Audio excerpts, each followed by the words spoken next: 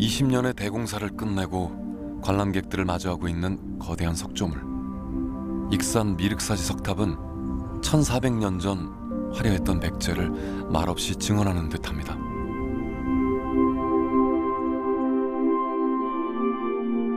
지난해 미륵사지터의 문을 연 이곳 박물관에선 최신 기술을 이용해 백제인들의 숨결을 느껴볼 수도 있습니다.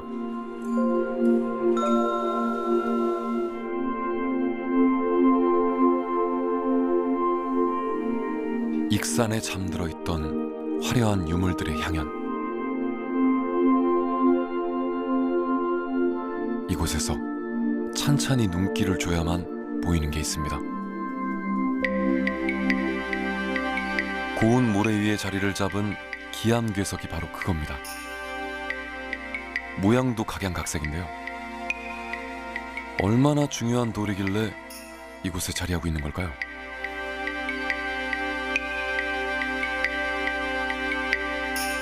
같은 곳에서 출토된 것 가운데 조금 더 특별한 돌도 있습니다.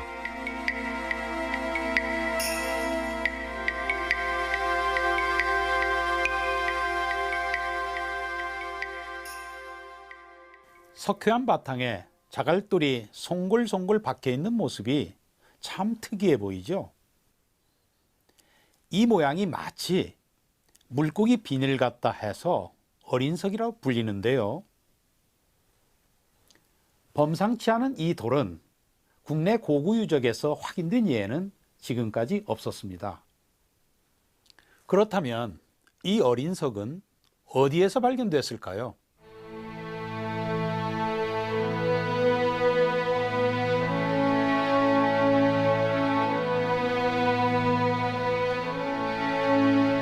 유네스코 세계유산으로 2015년 이름을 올린 익산 왕궁리 유적.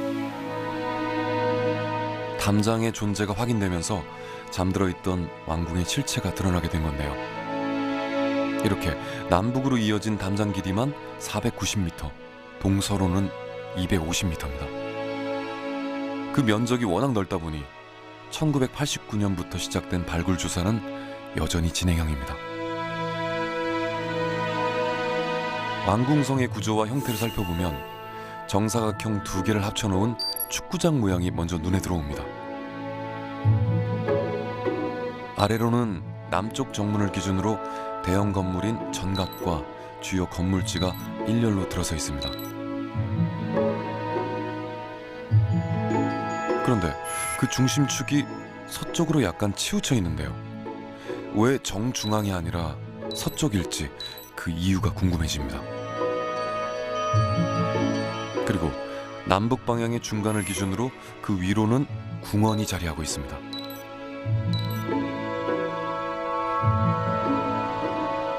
물고기 비늘을 닮았다 해서 이름 붙여진 어린석은 왕궁의 한가운데 자리한 정원유적. 그 중에서도 유리로 가림막을 해놓은 중심 시설에서 그 모습을 드러낸 겁니다. 어린석은 어떻게 보면 상당히 우연하게 발견이 됐습니다. 그 진흙처럼 보여지는 돌에 좀 단단한 것이 박혀 있어서 처음에는 돌이 아니라 다른 유기물에 혹시 가능성이 있지 않을까라고 생각을 했었거든요. 근데 이제 발굴을 해보니까 그게 지금 돌로 확인이 됐고, 그 왕궁유적의 지금 조경석하고는 조금 다르다. 그렇기 때문에 중국에서 좀 수입되었을 가능성이 높지 않을까 생각을 했습니다.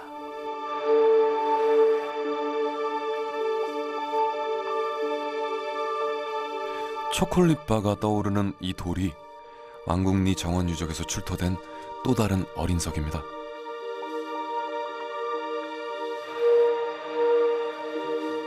백제사를 연구하는 박순발 교수. 그는 이 특별한 돌이 중국에서 건너온 것으로 확신하고 있습니다. 남경박물관을 언제 제가 시박물관을 그 수장고를 가서 보니까 동이라는 게 있더라고요. 그래서 물어보니까 이게 남경 근처에서 이 남조 시대에 원석을 가공하고 이제 초석 같은 거 요즘 말하면 석가공 공장 같은 거에 그 석가공하는 그런 유적에서 출토했다는 건데 똑같습니다. 그래서 아하, 이제 이 남경에서 수입을 해왔구나 한 걸 알게 된 거죠. 오른쪽에 보이는 거하고 똑같은 거 저런 것이 바로 이제 남경에서 그 유적에서 나온 겁니다. 당시로선 돌덩이를 중국에서 이까지 가져오는 것만 해도 그게 공력이 얼마나 들겠어요. 중국 남조시대 유물과 왕궁리 정원에서 나온 돌은 그 모양이 너무도 비슷한데요. 수입산으로 추정되는 이 돌이 백제 궁원 유적의 수준을 말해주는 것 같습니다.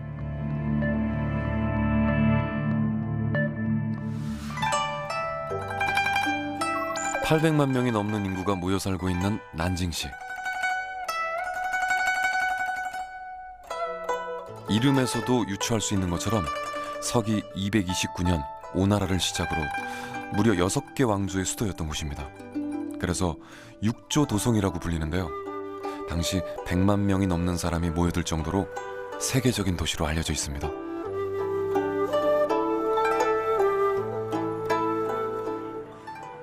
화려했던 도성의 모습이 세상에 드러난 건 10여 년 전부터 시작된 재개발 덕분이었습니다. 깊은 잠에 빠져있던 유물들이 쏟아져 나오면서 옛 궁성터에 박물관도 생기게 된 건데요. 박물관 지하에는 이 터의 역사를 말해주는 토층이 남아 있습니다. 1700년 전인 육조시대, 난징의 옛 이름은 건강이었는데요. 당시 만들어진 건강궁성은 여러 왕조를 거치면서도 그 형식은 그대로 지속됐습니다. 전체적인 모습은 익산 왕궁리처럼 중심 건물군이 정중앙이 아니라 서쪽으로 약간 치우쳐져 있습니다. 정문과 정전 건물인 태극전, 침전 등은 남북으로 일직선상에 위치해 있죠.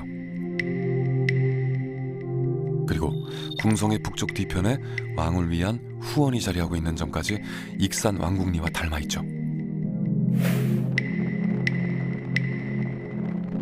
고대 국가 도성 제도는 중국에서도 점점 발전적인 형태로 변화하게 되는데 익산 왕궁리와 가장 비슷한 형태는 남조 이후에 교류했던 북조에서 찾을 수 있습니다.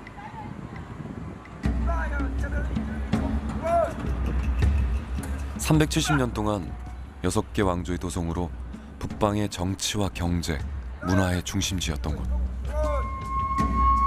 하지만 개발에서 소외된 탓에 역설적으로 땅속에 잠들어 있던 유물과 유적이 잘 보존될 수 있었습니다. 1983년부터 시작된 발굴 조사를 통해 업성의 모습이 조금씩 드러나게 된 거죠. 再加上它有一个非常大的一个河流漳河没有治理，就洪水泛滥，所以说呢，整个邺城的城墙、宫殿的基础，包括一些重要的建筑，全都淹没到了今天的地表以下。所以当初来邺城的时候，它的城墙在哪儿？哎，整个都城的方向，哎，大体的格局完全不清楚，所以也是一点一点的。 哎，把它的城墙的位置、道路的位置、城门的位置、工程的位置一点一点确定下来，这样才对刚才我说的从曹魏邺城到东魏北齐邺城，它都城的格局有了一个比较准确的了解。 당시 수도였던 이곳의 이름이 업이었기 때문에 업성으로 부르는 건데요. 박물관에 전시된 미니어처를 통해 그 모습을 살펴볼 수가 있습니다. 줄자로 잰 듯 정확한 간격을 두고 계획적으로 만든 도성이 한눈에 들어옵니다. 전체 구조를 이해하기 위해 복원도를 살펴볼까요? 남조의 건강성과 마찬가지로 궁성의 주요 건물들이 남북 방향으로 길게 늘어서 있습니다. 또한 그 중심축도 궁성의 서쪽으로 약간 치우쳐져 있죠. 거기에 더해 궁성이 남북으로 긴 장방형인 점과 궁성 뒤쪽의 후원이 전체의 2분의 1 정도를 차지하는 점이 특징인데요. 이런 구조는 백제 도성인 익산 왕궁리에서 확인된 것과 거의 흡사합니다. 북조 엄남성은 지금까지 확인된 궁성 규모만 동서 620m, 남북 970m로 당시의 위상을 짐작해 볼 수 있을 것 같습니다. 그런데요, 여기에서 주목해 볼 것이 있습니다. 그 규모는 다르지만 궁성의 배치나 구조는 바로 이곳 왕궁성과 비슷하다는 건데요. 그것은 바로 왕궁성이 있었던 이곳 익산이 곧 백제의 도읍이었다는 명확한 단서인 셈이죠. 익산 왕궁성의 남쪽에는 왕궁의 중심 건물인 정각이 자리했고 그 뒤로 생활을 하던 침전이 있었습니다. 그리고 북쪽 오른편에 왕의 쉼터이자 신성한 공간인 궁원을 만들어놨죠.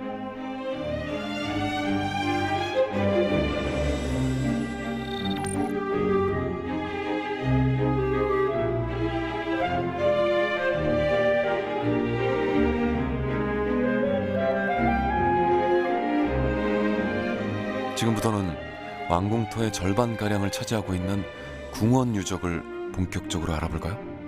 참고로 궁원은 궁궐 정원과 후원을 합쳐 부르는 명칭입니다.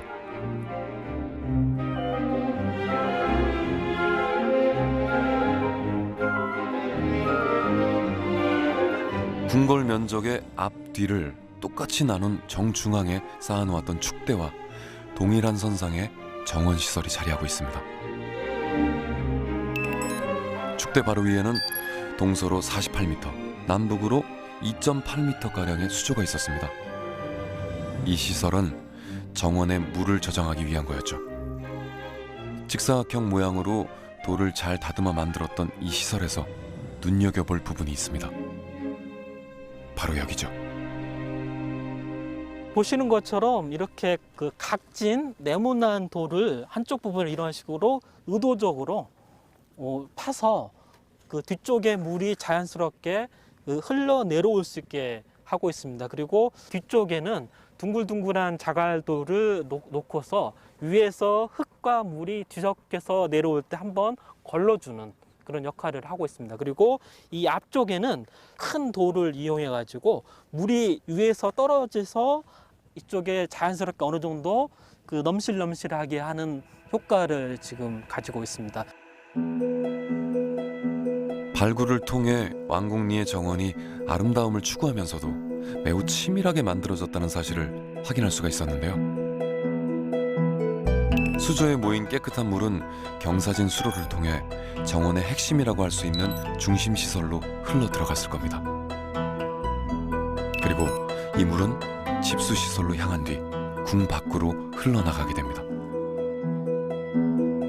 만약 폭우가 내리거나 물의 양이 갑자기 늘어날 경우 중심 시설이 망가지지 않도록 기역자 모양의 암거수로를 만들어 놓기까지 했죠.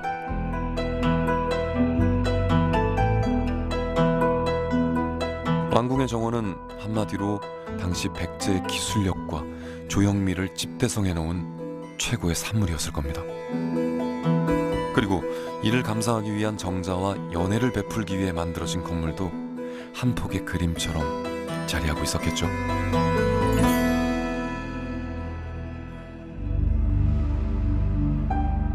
왕궁토의 정중앙에 자리한 정원 너머에는 후원 유적이 펼쳐져 있습니다. 동쪽이 높고 서쪽이 낮은 구릉의 형태인데요. 가장 전망이 좋은 곳에는 정자가 있었을 법한 대형 건물지가 남아있죠.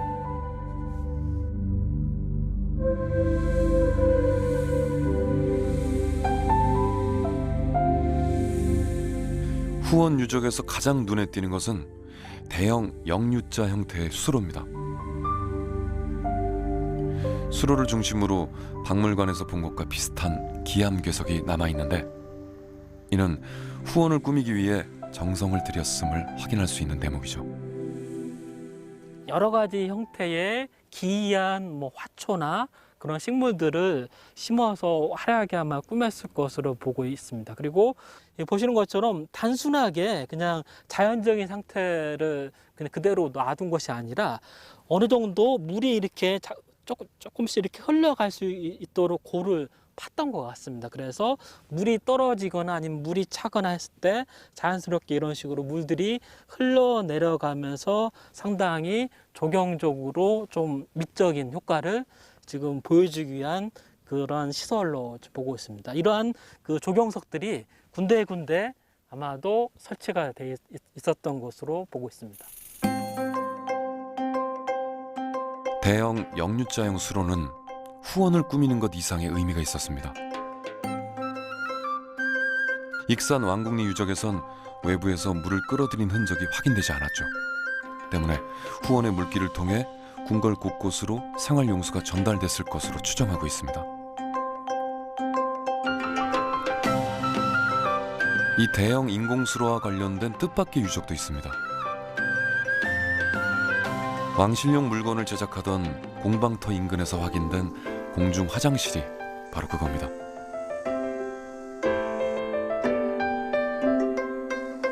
이 세 개의 화장실은 발굴 당시 연구자들을 놀라게 했는데요. 구덩이를 깊게 판 것에 그치지 않고 오수관을 만들어 석축수로와 연결한 구조가 확인됐기 때문이죠. 이 화장실의 구조는 기본적으로 깊이가 한 3m 정도 합니다. 그래서 이 깊은 구덩이에서 그 큰 것과 작은 것들이 모여지면서 어느 정도 정화가 됐던 것 같고요.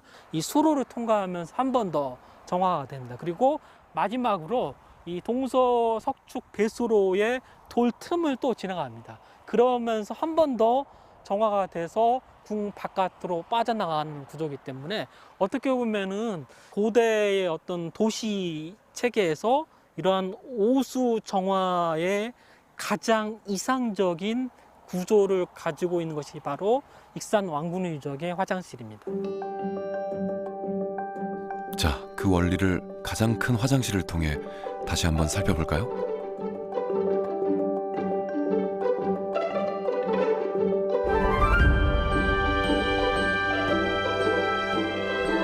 (1400년) 전 백제 왕실의 공중위생에 대한 개념과 제작 기법이 새삼 놀라울 뿐인데요. 먼저 구덩이를 3m가량 깊게 판 뒤 내부 벽을 점토로 발라 오물이 바깥으로 흘러나가지 않도록 했죠. 이 안에 모인 대소변은 1차로 세균이나 미생물 등을 통해 정화됩니다. 이때 분해작용으로 생긴 암모니아나 메탄가스도 오수관을 통해 배출되는데 이는 오늘날의 정화조와 그 시스템이 똑같다고 할 수 있죠.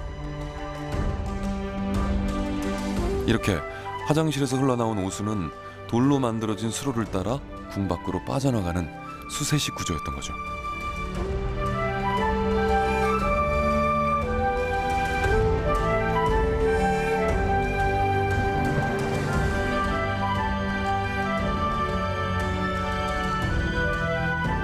왕궁의 후원을 휘감고 있는 역류자형의 대형 수로.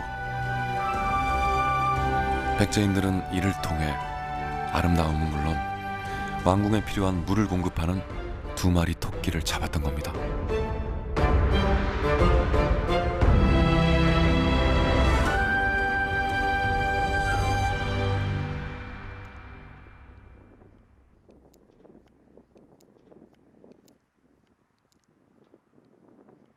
이곳은 바로 우리나라에서 확인된 가장 이른 시기의 궁원 유적입니다. 그런데요, 중국의 것과 비슷하면서도 다른 이 유적이 우리에게 던지는 메시지는 무엇일까요? 그것은 아마도 중국의 선진 문물을 받아들여 자신만의 문화로 발전시킨 백제인의 독창성을 증언하는 것은 아닐까요?